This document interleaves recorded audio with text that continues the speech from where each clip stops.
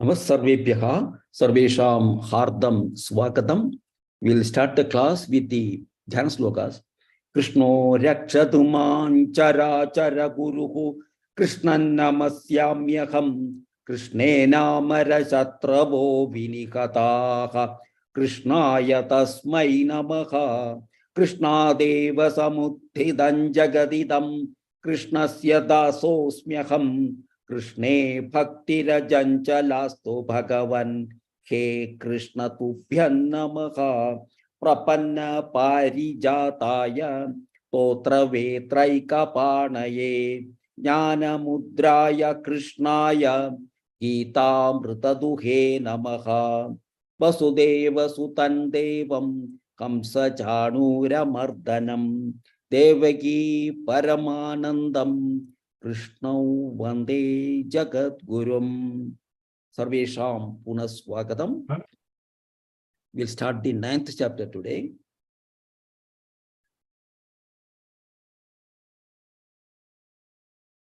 Lakshmi H.S. Bhagini.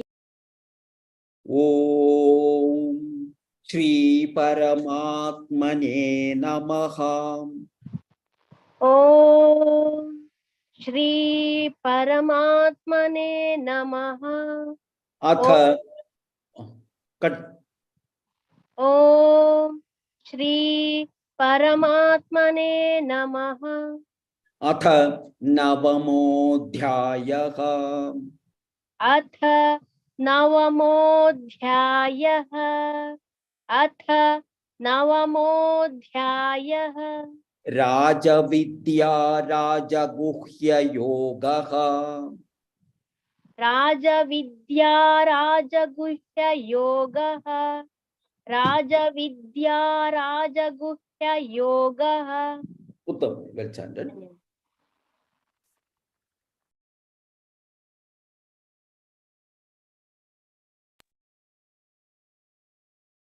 Devi Supriya Bhagini. Om Shri Paramatmane Namaha. Atha Navamodhyayaha. Raja Vidya Raja Guhya Yogaha. Om Shri Paramatmane Namaha. Atha Navamodhyayaha. Raja Vidya Raja Guhya Yogaha. Once again. Om Shri Paramatmane Namaha. Atha Navamodhyayaha. Raja Vidya Raja Guhya Yogaha. Uttam. Dhanyavad. Dhanyavad. Lakshmi Kiran Bhagini. Shri Bhagavanu Vacha. Shri Bhagavanu Vacha. Shri Bhagavanu Vacha. Idantu te guhyatamam. Idantu te guhyatamam. Idantu te guhyatamam. Pravakshyamyanasuyave. Pravakshyamyanasuyave. Pravakshyamyanasuyave. Jnanau vijnana sahitam. Jnanau vijnana sahitam. Jnanau vijnana sahitam. Yajnatva mokshase shubhat. Yajnatva mokshase shubhat.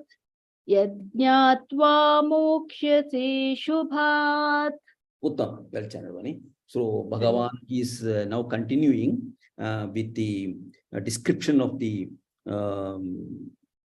Brahman. That is the Nirguna Brahman. Nirguna Brahman. That is, we know Rupa. Nirguna Brahman, Saguna Brahman is there. Saguna Brahman is the Brahman with the form, with the form and the gunas. But Nirguna Brahman is impartial, imperishable. So he is continuing to say that. So idantu guhyatamam. So pravakshyam yanasuyave. Idantu.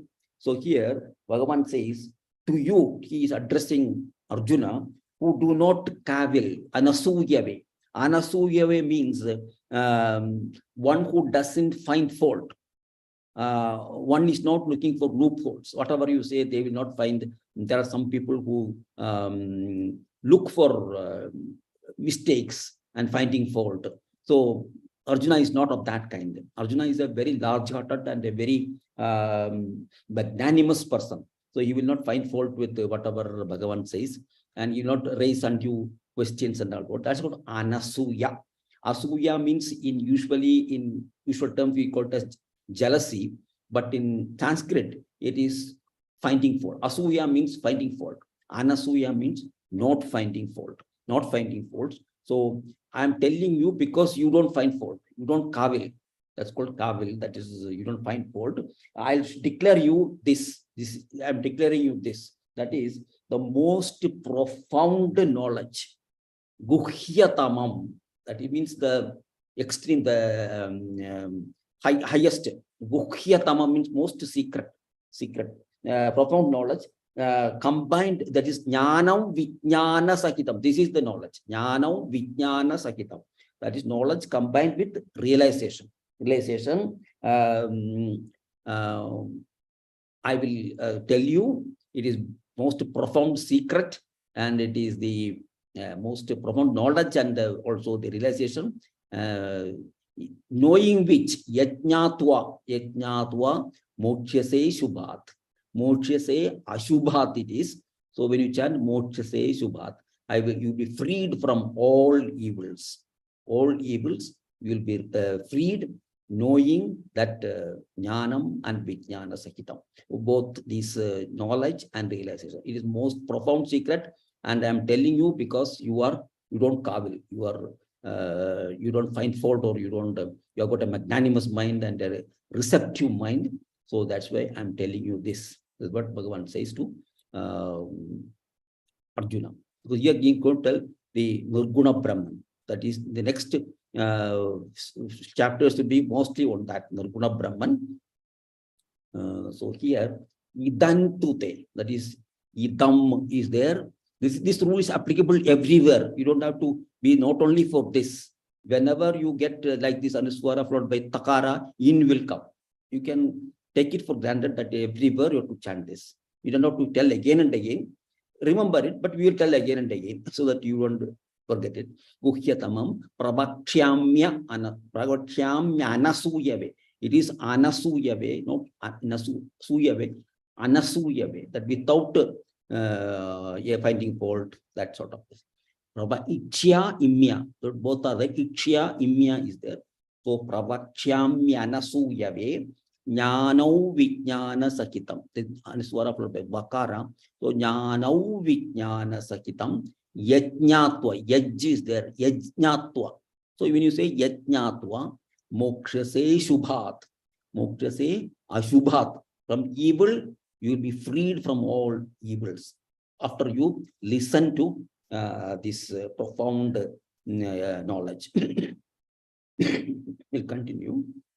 Pushpa Bhagini. Shri Bhagavanu vacha idantu te guhyatamam. Shri Bhagavanu vacha idantu te guhyatamam. Shri Bhagavanu vacha idantu te guhyatamam. Pravakshyamyana suyave. Pravakshyamyana suyave. Pravakshyamyana suyave. Jnanau vijnana sahitam. Jnanau vijnana sahitam. Jnanau vijnana sahitam. Yajnatva mokshase shubhat. Yajnatva mokshase shubhat. Yajnatva mokshase shubhat. Uttam. Dhanyavad. Gholak Mahodaya. Shri Bhagavanu vacha idante guhyatamam pravakshyamyana suyave. Shri Bhagavanuvacha idantu te guhyatamam pravakshamyana suryave. Sorry, sir. idantu te guhyatamam pravakshamyanasuyave. Here, this is hraswa. Idantu, this is dirgha. Idantu te guhyatamam. Idantu te guhyatamam pravakshamyanasuyave. Jnanau vijnana sahitam yajnatva mokshase shubhat. Jnanau vijnana sahitam yajnatva mokshase shubhat. Jnanau vijnana sahitam yajnatva mokshase shubhat. धन्यवाद सर.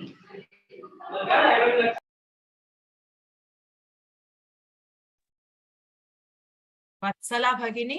Shri Bhagavanuvacha idantu te guhyatamam pravakshyamyanasuyave. Bhagavanuvacha idam tu te guhyatamam pravashyamyanusuyave. Shri Bhagavanuvacha idam tu te guhyatamam pravashyamyanusuyave. It is not anusuyave, that is different. Anasuyave.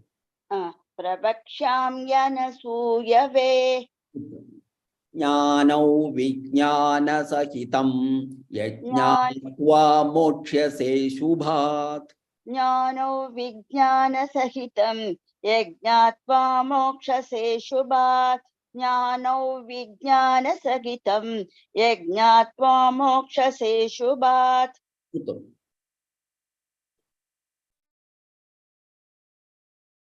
Ilavarsi Bhagini. This is anasuyave, not anu. Don't say that. Anu is different. Anasuyave. Shri Bhagavanuvacha idantu te guhyatamam pravakshyamyanasuyave jnanau jnana sahitam yajnatva mokshase shubhat.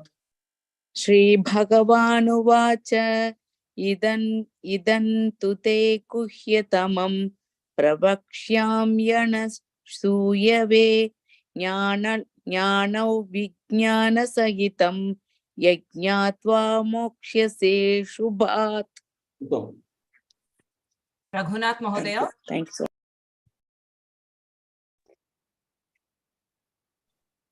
Shri Bhagavanuvacha idantu te guhyatamam pravakshamyanasuyate anasuyave jnanau vijnana sahitam yajnatva mokshase shubhat. Tapna Bhagini. Raja Vidya Raja Guhyam. Rajavidya Rajaguhyam Rajavidya Rajaguhyam Pavitramidamuttamam. Pavitramidamuttamam Pavitramidamuttamam Pratyakshavagamam dharmyam. Pratyakshavagamam dharmyam Pratyakshavagamam dharmyam Susukham kartum avyayam. Susukham kartum avyayam Susukham kartum avyayam. So the sovereign science, Raja Vidya, the sovereign science or the royal science, you can say, and Raja Guhyam, the sovereign secret, the sovereign knowledge and sovereign secret. Pavitram, it is supreme purifier. Pavitram means purifier, purifying. Pavitram idam uttamam. Uttamam means supreme purifier. That Raja Vidya, and which is also Raja Guhyam, is very supremely purifying. Pratyakshava gaman dharmyam. So directly realizable. Pratyakshava gaman dharmyam. And it is according to with dharma. With the dharma, it is very easy to realize that Raja Vidya, and Susukham, very easy to practice very easy to practice, and it is imperishable. And it is imperishable. This is what Bhagavan says here. So it is sovereign knowledge, sovereign secret, very purifying, and it is supreme purifier, and it is very easily realizable according to dharma. So we should have this thing on dharma. So based on dharma, it will be easily you can realize it, and also very easy to practice. But imperishable. So what Bhagavan says here, the Brahmajnana, this Brahmajnana means the knowledge of the self-knowledge. Self-knowledge is the birthright of all. Everybody has a right, because every human being has got that Brahman is there present in the person. So it is very easy. It is easy for him. It is in him. So it is only for him to realize that thing. So knowingly or unknowingly, one person is traveling towards that Brahman self-knowledge, but he doesn't know. He is still working towards that only. And impure in the people cannot access it. People who don't have dharma principles of this thing, they cannot access it. Otherwise, it is very easy to access it. So the first case is which is supreme knowledge, sovereign knowledge. It is easily accessible. But those who have refined their mind, those who are given to cavil, I said, those who find fault, those who find loopholes, so such people, it will be very difficult. It's a sovereign secret for them. It will not never be, they will not be able to realize, because they have all these bad influences. So because of that, they will not be able to grasp that. So to them, it is a sovereign secret. So the knower of Brahman becomes Brahman. So when you know the Brahman, you will become Brahman. And Brahma Vidya is a supreme purifier. Supreme purifier. And also,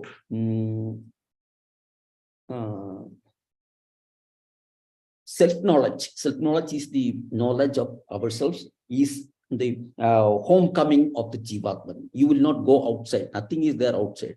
Everything is inside only. So when you come to realize that, you will come back to your Jivatma. Very easy to practice, and possibility, I suppose, is a very easily possible to attain. But maybe because of that, we'll be easily lost also. What you think you can get it easily, you will become overconfident and you will lose it.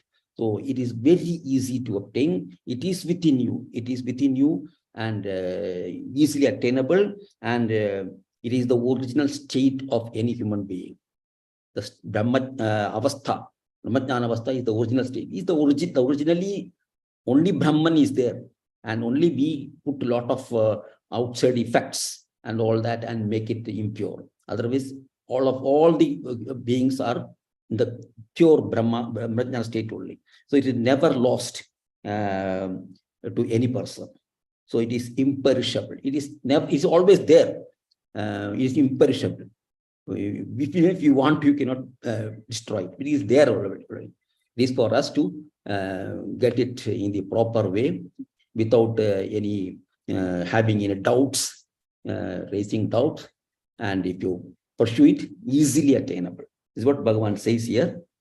So Raja Vidya, Raja Guhyam, sovereign knowledge, sovereign secret, Pavitramida Muttamam, supreme purifier, Pratyakshavagamam, that is easily realizable. Dharmam, for those who follow Dharma. So Dharma, people who follow Dharma, this is very easily realizable. Susukham, very easy to practice, and it is imperishable.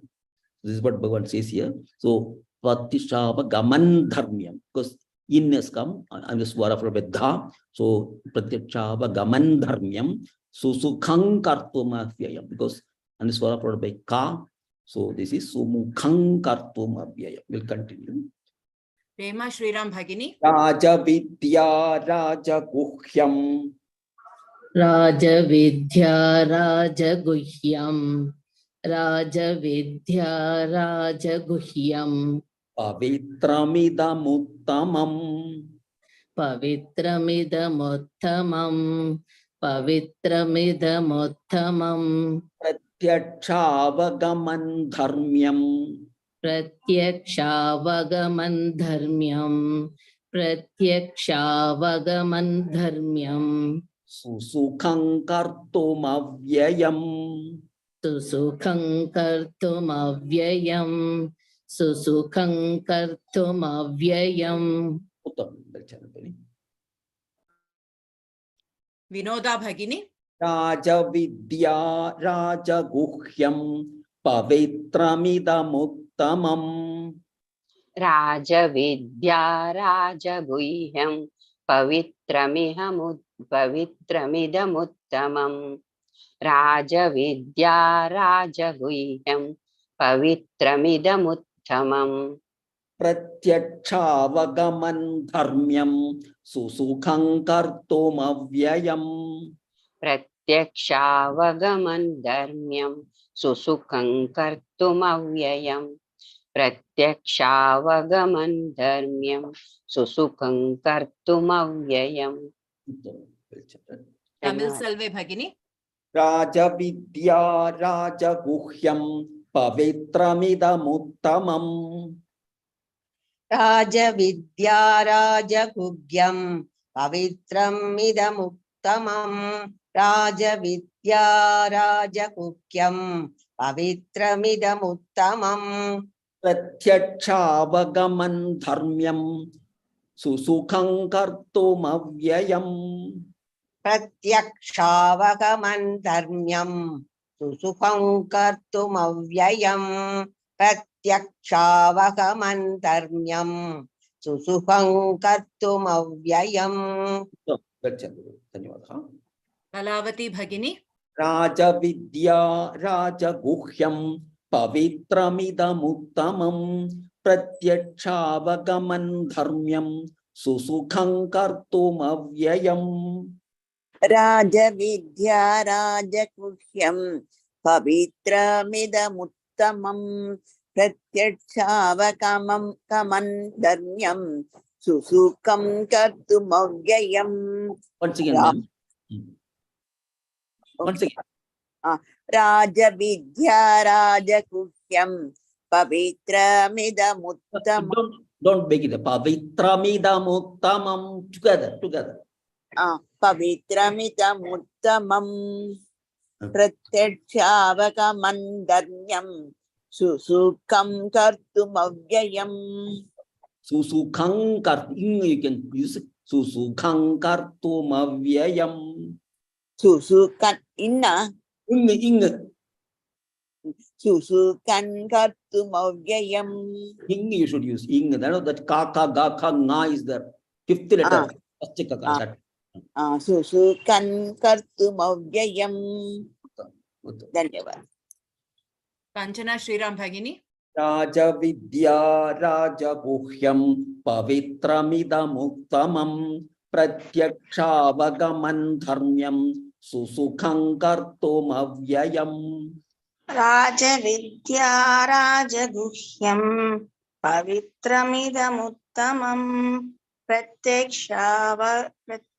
प्रत्यक्षावगमनं धर्म्यं सुसुखं कर्तुमव्ययम् राजविद्या राजगुह्यं पवित्रमिदमुत्तमम् प्रत्यक्षावगमनं धर्म्यं सुसुखं कर्तुमव्ययम् Hema Bhagini. राजविद्या राजगुह्यं पवित्रमिदमुत्तमं प्रत्यक्षावगमन् धर्म्यं सुसुखं कर्तुमव्ययम्. Thank you. Pushpa Bhagini. Ashraddhanah purushaha अश्रद्धधाना पुरुषाः dharmasyasya parantapa धर्मस्यास्य परन्तप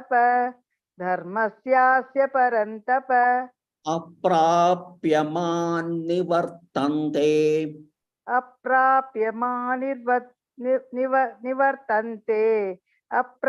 मां निवर्तन्ते vidyu samsara vartmani मृत्यु संसार वर्त्मनि मृत्यु संसार वर्त्मनि Uttam. Dhanyawad. So, Shraddha Dhana of Purushaha. People devoid of Shraddha. People don't have Shraddha for Dharma. Shraddha for Dharma. Shraddha Dhana of Purushaha. Dharma Syasya Parantapa. Oh, Parantapa. Parantapa is used many times. The scorcher of the foes, scorcher of enemies. That is destroyer of enemies. That's O Parantapa. Aprapyaman nivartante. That is return to the path. They do not attain me. Aprapya. Prapya means obtaining. Aprapya means not able to attain Bhagavan because of their asraddha and nivartante. They return back. Mrityu samsara vartmani. They return back to this mrityu and samsara. Mrityu is death and birth. Mrityu samsara vartmani. That path, they come back into that path again. They return back to this path of birth and death. That cycle, they return back. They do not attain me, and they will return back to the earth or the cycle. So asaddhadhana, that is people who are devoid of Shraddha. So they should know that this is the path of how to get that Brahman, realize the Brahman, how to attain that Brahmanhood. Otherwise, they'll be again taking birth again and again, and they'll be come back to the world, and they will have this momentary pleasures, and then they'll go back again. Like that, they will suffer because they don't have Shraddha. Shraddha means faith. Faith, they don't have faith. So because of that, they'll have to go through these cycles. This is what Bhagavan says here. Ashraddha, this is double da, Ashraddha, Dhana. This is Mahaprana. Dhanaf Purushaha. Because Pakara is coming, Dhanaf Purushaha. Dharmasyasya Parantapa. Dharmasyasya Parantapa. Aprapyam man nivartante. Because mam is there, Nakara is following, man nivartante. When you combine, it will become man nivartante. Aprapya man nivartante. Double na will come. Mrityu samsara vartmani. We'll continue. Shri Vidushini Bhagini. Ashraddhana Purushaha.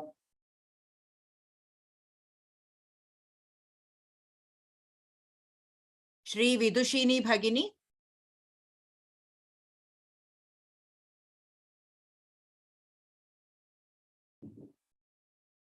Nagamani Bhagini. Ashraddhadanah Purushaha.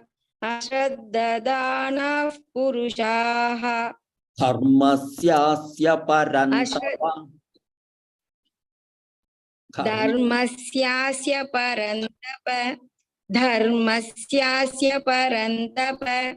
Aprapyaman nivartante. Aprapyamani vartante. Aprapyamani vartante. Mrityu samsara vartmani. Mrityu samsara vartmani. Mrityu samsara vartmani. Dhanyavadah Mahodaya. Kanchana Shriram Bhagini. Ashraddhana Purushaha. Dharmasyasya Parantapa. Ashraddhadana Purushaha Dharmasyasya Parantapa. Ashraddhadana Purushaha Dharmasyasya Parantapa. Aprapyaman nivartante. Mrityu samsara vartmani. Aprapyaman nivartante mrityu samsara vartmani. Aprapyaman nivartante mrityu samsara vartmani. Kalavati Bhagini. Ashraddhana Purushaha. dharmasyasya parantapa. Asraddhana Purusha Dharmasyasya Parantapa. Asraddhana Artha Asraddhana Purusha Dharmasyasya Parantapa. Purushaha, this ha is there. Purushaha. Asraddhana Purushaha Dharmasyasya Parantapa. Aprapyaman nivartante mrityu samsara vartmani. Aprapyamam nivartante mrityu samsara vartmani. Aprapyamam nivartante mrityu samsara vartmani. Mrityu samsara vartmani. Mrityu samsara vartmani. Mrityu samsara vartmani. Anasuya Bhagini. Asraddhana purushaha dharmasyasya parantapa aprapyaman nivartante mrityu samsara vartmani. Ashraddhanam purushaha dharmasyasya parantap aprapyaman nivartante mrityu samsara vartmani. Ashraddhanam purushaha ashraddhanam purushaha dharmasyasya parantapa aprapyaman nivartante mrityu samsara vartmani. ధన్యవాదములు. Sapna Bhagini. अश्रद्धधाना पुरुषाः धर्मस्यास्य परन्तप अप्राप्यमान् निवर्तन्ते मृत्यु संसारवर्त्मनि.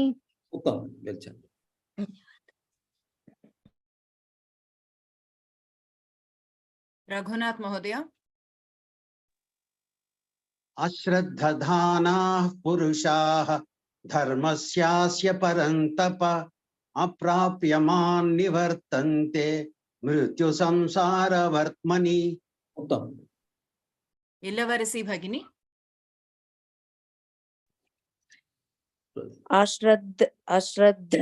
अश्रद्धधाना पुरुषाः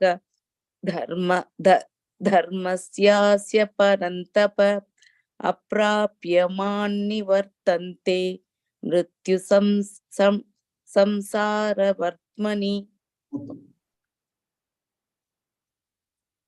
Gholap Mahodaya. Maya tatamidam sarvam. Maya tatamidam sarvam. Maya tatamidam sarvam. Jagadavyaktamurtina. Jagadavyaktamurtina. Jagadavyaktamurtina. Matsthani sarvabhutani. Matsthani sarvabhutani. Matsthani sarvabhutani. Nachahanteshvavasthitaha. Nachahanteshvavasthitaha. Nachahanteshvavasthitaha. So, Maya tadamidam. So, all this universe, sarvam, all this universe, jagat, is pervaded by me, Maya tadabdam sarvam jagadavyakta murtina, in a unmanifest form, in my unmanifested form, avyaktam, that is avyakta murtina. In the unmanifested form, I pervade the entire universe, the entire thing, and all matsthani sarvabhutani, all beings exist in me. All beings exist in me, but I do not abide in them. I do not abide in them, but they abide in me. They rest in me. They stay in me. They exist in me, but I do not stay in them. That exist in them. This is what Bhagavan says here. So like everything down to the blade of grass, everything has got that Brahman is there, that Chetas, that this is there in unmanifested form. Everything in unmanifested form, it is there, and he is infinite. He is infinite. He is everywhere there. He is everywhere. While all the other beings, all the other beings are finite. And he exists in, all beings exist in him, but he doesn't exist in it. You cannot contain him. He is spread everywhere. He is spread everywhere, in every blade of grass also. He is present there in unmanifested form. That is, you can't see him. It is beyond perception, but he is present there. This is what Bhagavan says here.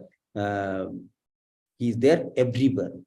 So we have to continue here. Maya tatamidam sarvam jagatavyakta murtina. In the avyakta form, unmanifested form, I am there in the entire universe. Matsthani sarvabhutani. All beings exist in me. Nachahan teshvavasthitaha. But I don't exist in them, but they exist in me. Nachahan teshvavasthitaha. He is imperishable, whereas all this Jagat, everything is perishable. So he is there, Bhagavan is there, Brahman is there, but it is perishable. But Bhagavan is imperishable. He is there, unmanifested form, he is there in all the beings. This is what Bhagavan says here. We'll continue. V.V. Supriya Bhagini. Maya tatamidam sarvam. Maya tatamidam sarvam. Maya tatamidam sarvam. Jagatavyakta murtina. Jagadavyakta bhutina. Jagadavyakta murtina. Matsthani sarvabhutani. Masthani sarvabhutani. Masthani sarvabhutani. Nachahanteshvavasthitaha. Nachahante te teshti. Nachahante te swastitaha. Teshvavasthitaha. Teshvavastitaha. Teshvavasthitaha. Teshvavastitaha. Nachahante teshvavastitaha. Teshu avasthitaha, that is teshvavasthitaha. Teshu avasthitaha. Teshvavasthitaha. Yes. We'll continue. Tamil Selve Bhagini. Maya tatamidam sarvam. Maya tadamidam sarvam.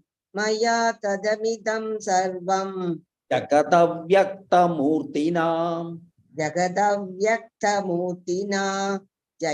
Jagadavyakta murtina. Matsthani sarvabhutani.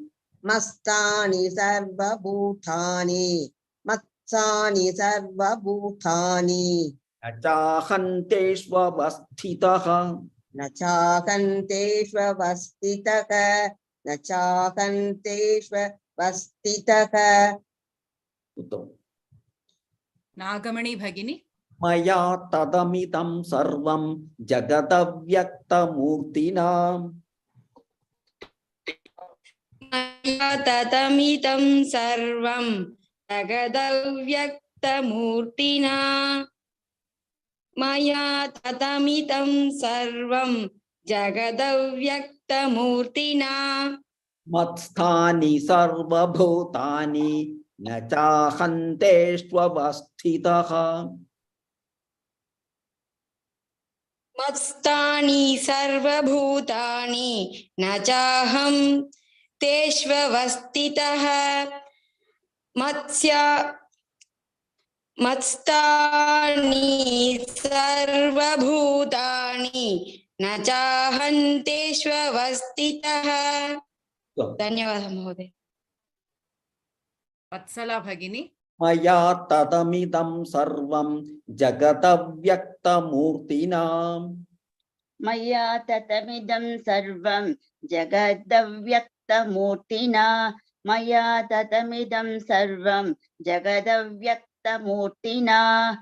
Matstani sarva bhutani nachahanteshvavasthitaha. Mastani sarvabhutani nachahanteshvavastitaha. Mastani sarvabhutani nachahanteshvavastitaha. Here matstani is there. Matsan. Matstani. Matstani. That Mattani sarvabhutani nachahanteshvavastitaha. Vinoda Bhagini. Maya tadamidam sarvam jagatavyaktamurtina matsthani sarvabhutani nachahanteshvavasthitaha.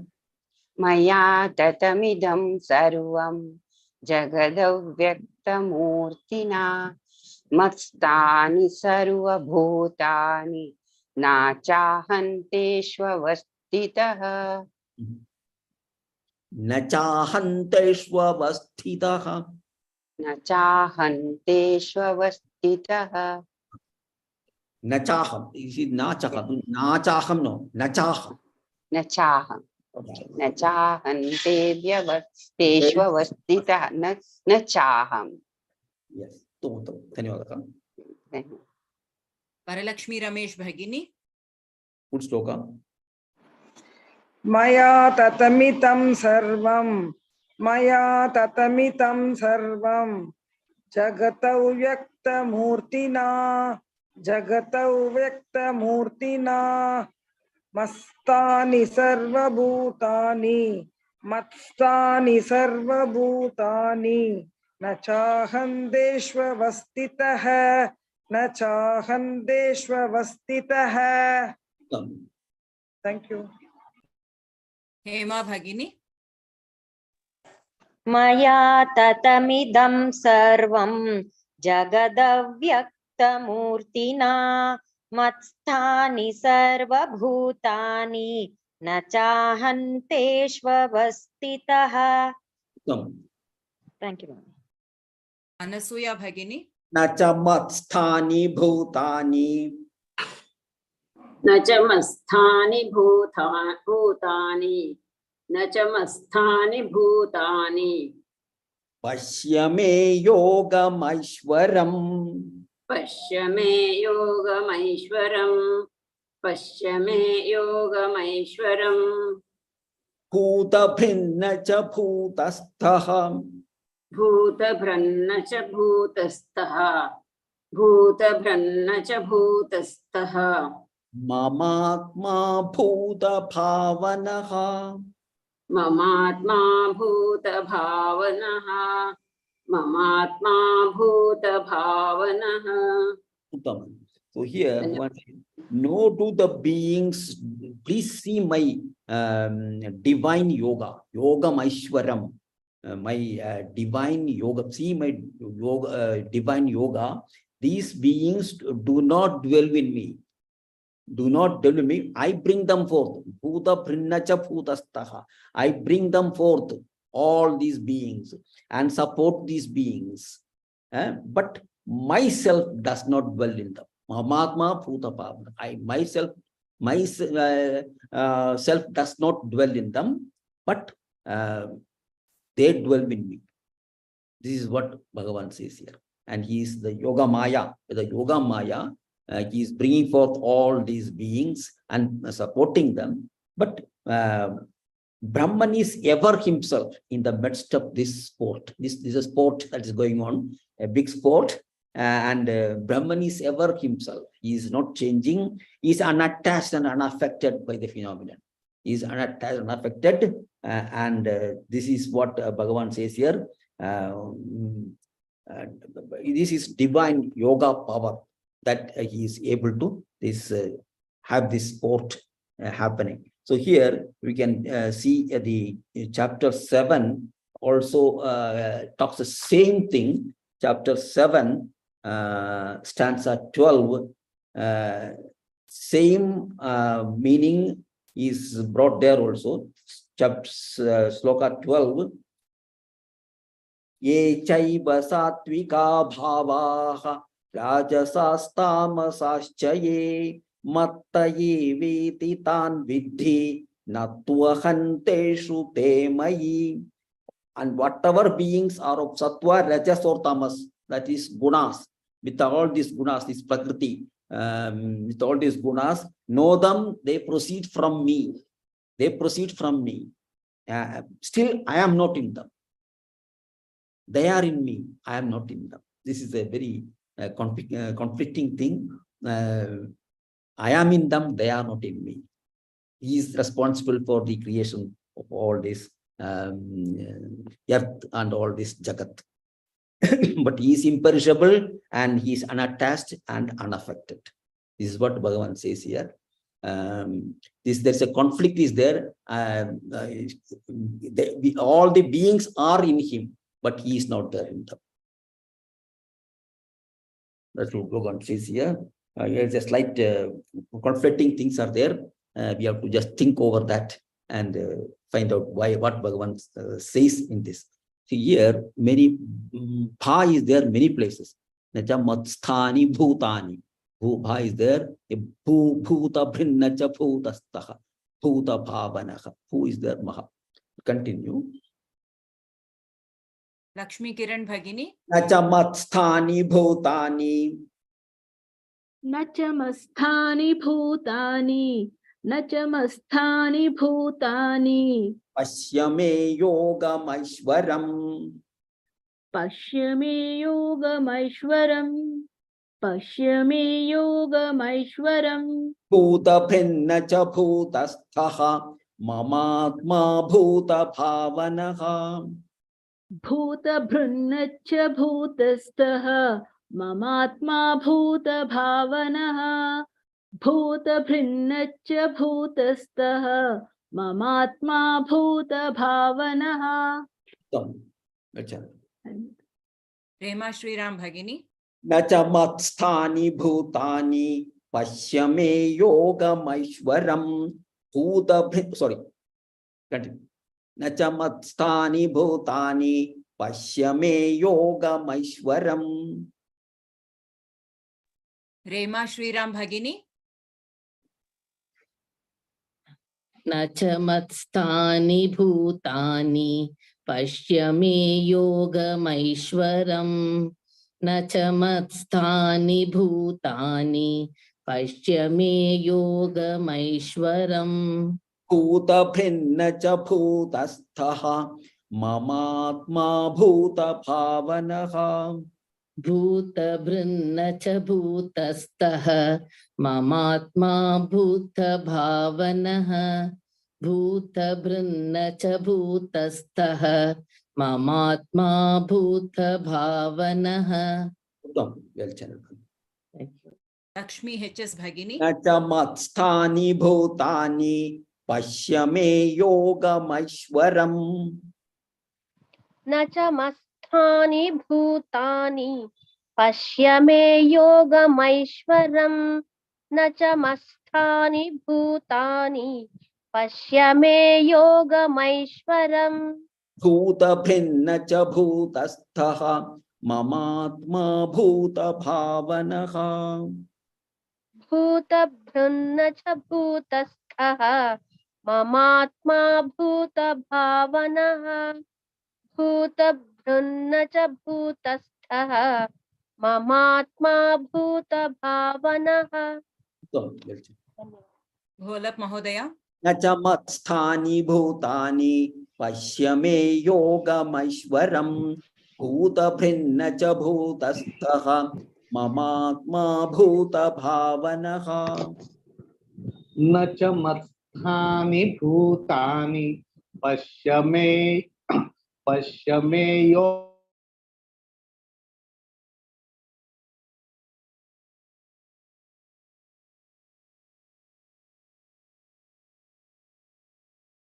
Is he audible? No, Mahodaya is not audible. Okay. Raghunath Mahodaya. Raghunath Mahodaya. Yes. Nacha matstani bhutani pasya me yogamaishwaram bhuta bhrunna cha bhutastha mamatma bhuta bhavanaha. So, well chanted. Sapna Bhagini. न च मत्स्थानि भूतानि पश्य मे योगमैश्वरम् भूतभृन्न च भूतस्थः ममात्मा भूतभावनः So, well chanted. So I'll chant the Shlokas. There is no time for you. Om Shri Paramatmane Namaha Atha Navamodhyayaha Raja Vidya Raja Guhya Yogaha Shri Bhagavanuvacha Idantu te Guhyatamam Pravakshyamyana Suyave Jnanau Vijnana Sahitam Yajnatva Mokhyase Shubhat Raja Vidya Raja Guhyam Pavitramidamuttamam Pratyakshavakamam dharmyam Susukham kartum avyayam Asraddhanah purushaha dharmasyasya parantapa Aprapyaman nivartante mrityu samsara vartmani maya tatamidam sarvam jagata vyakta murtina matsthani sarva bhutani nachahanteshva vasthitaha nacha matsthani bhutani pashyame yogamaishwaram Bhuta bhinna cha bhutasthaha mamatma bhuta bhavanaha. So tomorrow, when you come, this particular thing, that is Bhagavan, all the beings are in the Brahman, but Brahman is not in them. This is a very contradictory thing. If somebody has some insight, please share tomorrow morning. Dhanyavadaha. We'll conclude with the Shanti Mantra. Om Purnamadav Purnamidam Purnat Purnamudachyate Purnasya Purnamadaya Purnameva Vasishyate Om Shanti Shanti Shanti. Dhanyavadaha. Purnamilamaka. Ram Ram Ram. धन्यवाद महोदय Ram Ram Ram Harihi